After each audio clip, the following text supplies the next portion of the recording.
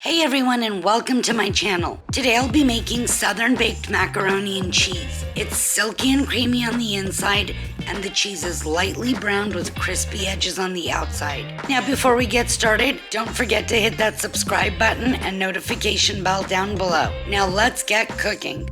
Okay, so we're gonna start off by boiling our macaroni. Boiling 1.5 packs of macaroni.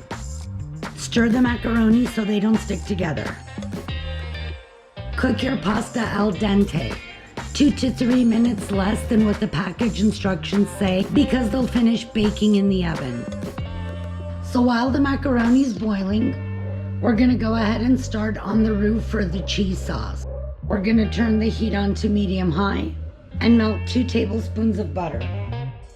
Once the butter's melted, I'm gonna go ahead and sprinkle in 2 tablespoons of flour.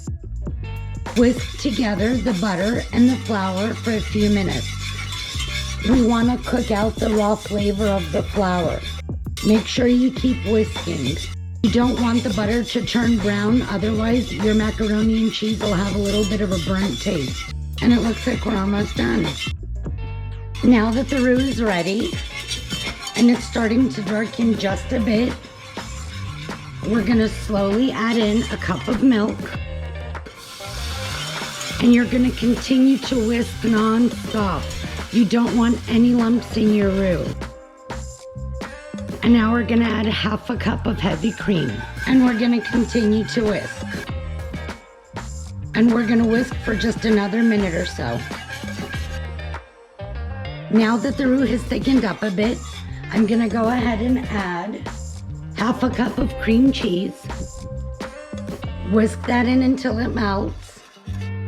Now that the cream cheese is melted and well incorporated, I'm gonna add 1/2 of an 8-ounce bag of Sharp Cheddar Cheese. Leave the rest for the top. 1/2 of an 8-ounce bag of Monterey. And I'm gonna add 1/2 of an 8-ounce pack of Mild Cheddar Cheese. We'll leave the rest of the cheeses for the topping. Now we're gonna go ahead and whisk until all of the cheeses melt and come together beautifully. So whisk constantly to make sure that you don't have any clumps of cheese in your sauce. This should only take about 1 to 2 minutes. And it looks nice and thick. You can see that ribbon. That means the cheese sauce is done. Now I've gone ahead and strained my macaroni, and I'm gonna pour it right into my baking dish.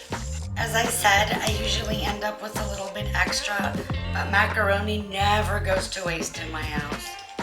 Fill your baking dish about 3/4 of the way full, so you still have room to mix in the cheese sauce. We're gonna pour the cheese sauce over the macaroni.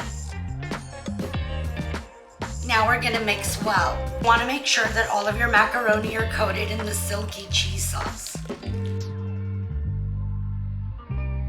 Now that we have all of the macaroni coated and all of the cheese evenly mixed in, we're gonna go ahead and flatten the top.